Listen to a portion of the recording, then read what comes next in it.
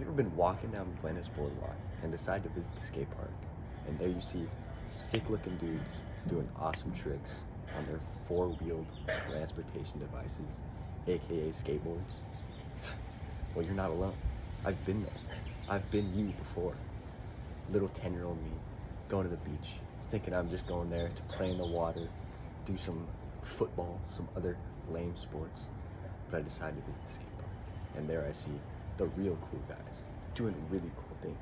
Guys like that are why I started skating. Seeing dudes looking cool, having all these people admire them while they're just doing their thing. Oh yeah, well so what? What am I gonna do about it? Well, I just so happen to be the master at kickflips. I can kickflip on my own. I've been skating for 4+ years.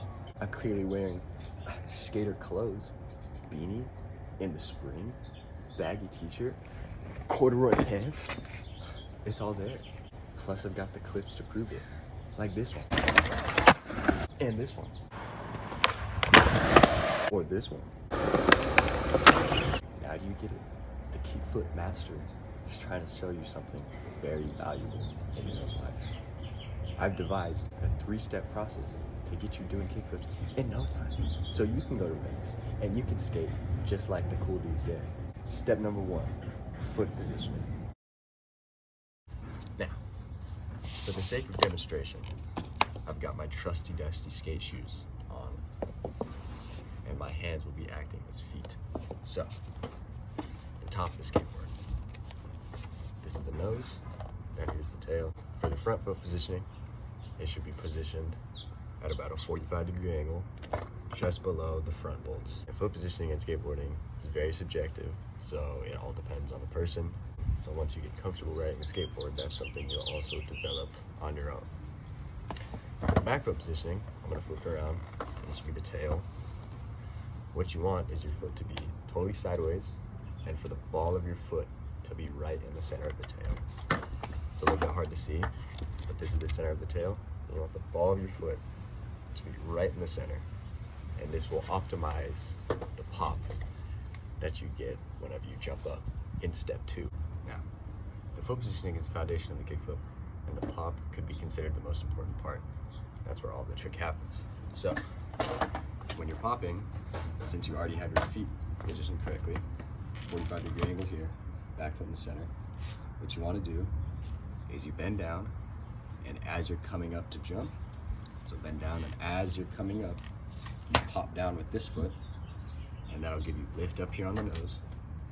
And then once your nose is up, once your nose is closer vertical, what you're gonna do is kind of counterintuitive, because the term rolling your ankle is generally considered bad.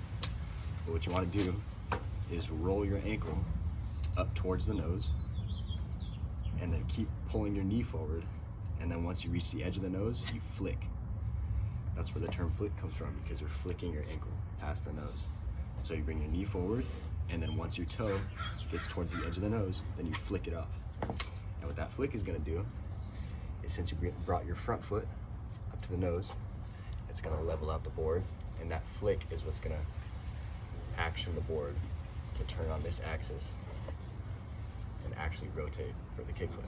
And now I'm gonna show you how to do it without actually landing it, so that it kind of focuses just on that. Step 3 of the kickflip is the landing. Another very important part. They're all very important, but the most important part about the landing is confidence. Confidence and body positioning. So what I mean by that is, when you're in the air kickflipping, it's kind of easy to get all over the place. You know, your feet are in weird positions, you're jumping all over the place, so your legs are this way, your arms are this way, so it's hard to stay in one spot. But it's very important for that for landing, because skateboard, mine in particular, is only 8.5 inches wide. And depending on your shoe size, that will not even cover your entire shoe. So landing back on a skateboard is one of the hardest parts of skateboarding. So body weight positioning, staying right above the board, just like this, is very important, and spotting your landing too. And what I mean by that is looking at the board, looking at the bolts specifically, which I went over, these bolts and these bolts, these for your front foot, these for your back foot, and knowing where those are, so that that's where you can aim to put your feet when you land. So landing, I'll just do an ollie for this demonstration. Spotting the landing is just jumping up and putting your feet back where they're supposed to go. And for the kickflip, although it wasn't my best example, as you hopefully could have seen there, my front foot landed pretty close to the front bolts here, and my back foot pretty close to the back bolts. And that's where you want to land because that's where you're most stable, right? If your back foot's in the middle, you're too narrow stance, and then you won't have as good a balance. And then what might end up happening, which is kind of scary, is your back foot landing back on the tail and your front foot being kind of on the side. And then what will happen is the board will snap up and it'll kind of go flying all over the place. And that's not fun. Now, being comfortable skateboarding is the name of the game. You want to be able to ride down the street and bust out a kickflip wherever. So, practicing kickflips moving is essential, not only for having good kickflips, but for having good other tricks. You want to be comfortable riding your board to where you can do it pretty much anywhere. And you can start in dirt, you can start in grass. The way I started was on like foam flooring for like combat sports, stuff like that. And I started learning there.